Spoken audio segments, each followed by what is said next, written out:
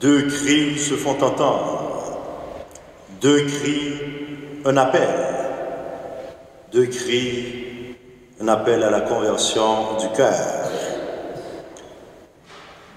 Le cri d'Amos est le premier cri que nous avons entendu de la première lecture. Qui est-il cet homme-là?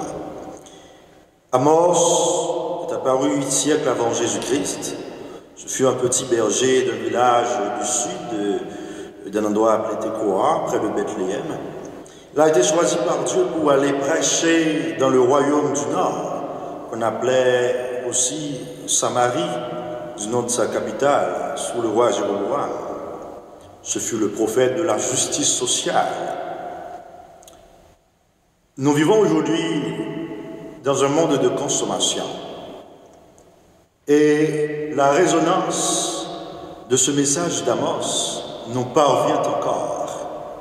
Il dénonce une prospérité économique apparente qui cache en réalité un système où une élite s'enrichit en appauvrissant les autres. Dieu jure par sa fierté de ne jamais oublier leurs méfaits, condamnant cette recherche de profit aux dépens d'autrui. Quand nous parlons d'entreprise, nous voyons souvent échange de biens et de services, mais il n'en était pas ainsi. Amos ne critique pas le commerce en soi, mais vise spécifiquement les pratiques malhonnêtes, comme les balances truquées, les prix abusifs. C'est comme s'il parle d'une double injustice.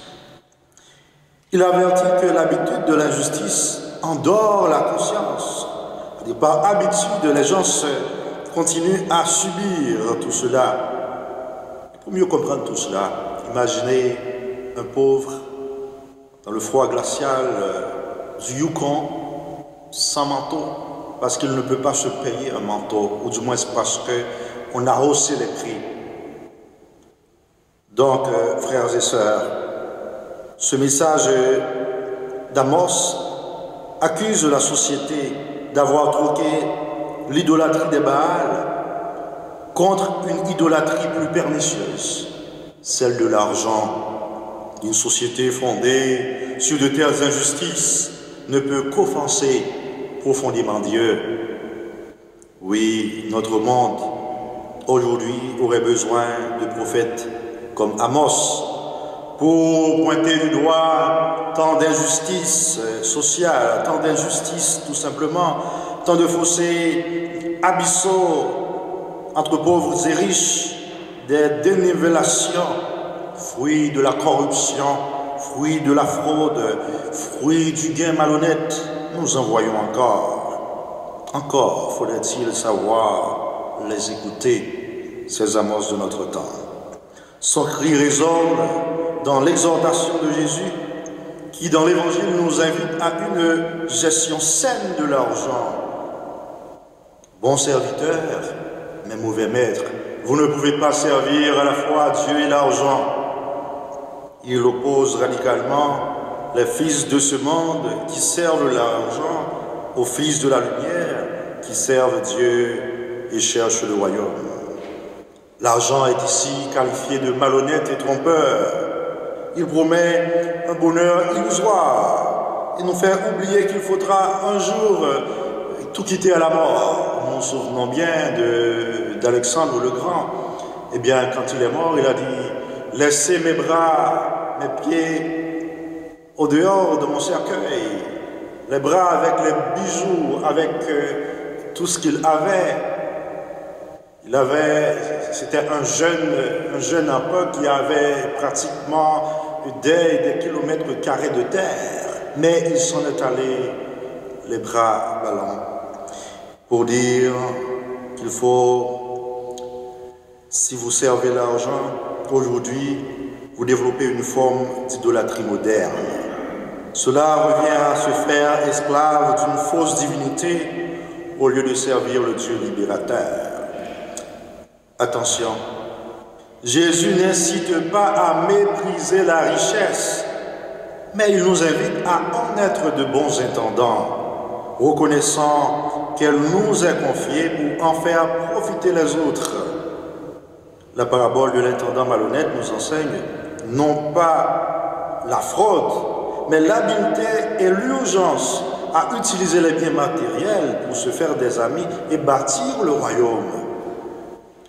Les disciples sont appelés à mettre la même inventivité et la même ardeur au service de la justice, du partage, pour que le monde en ait à s'enrichir.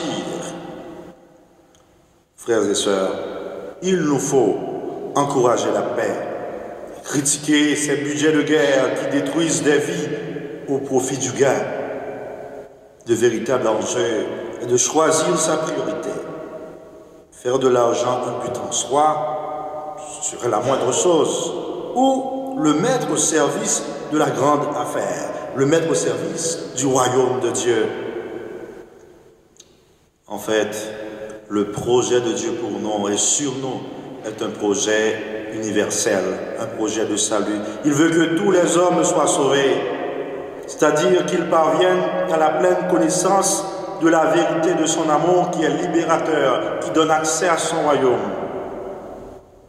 Donc, être sauvé consiste à reconnaître cet amour de Dieu, à en vivre, en se libérant de l'idolâtrie de l'argent, en se libérant de l'injustice dénoncée par les prophètes comme Amos. Nous devons prendre le chemin de la prière authentique qui nous invite à l'action, comme la prière universelle que nous ferons tout à l'heure. C'est une participation à ce projet de Dieu. Elle consiste à regarder le monde avec les yeux de Dieu, à œuvrer pour sa transformation. Enfin, sœurs et frères, c'est un appel à la conversion du cœur, à choisir chaque jour résolument Dieu. Les enseignements d'Amos et de Jésus nous invitent à la justice sociale, à mettre toutes nos ressources, tout ce que nous sommes, y compris nos ressources matérielles, au service du royaume de Dieu, avec générosité, avec lucidité, pour transformer le monde, pour que nous puissions participer au salut de nos frères et sœurs. Amen.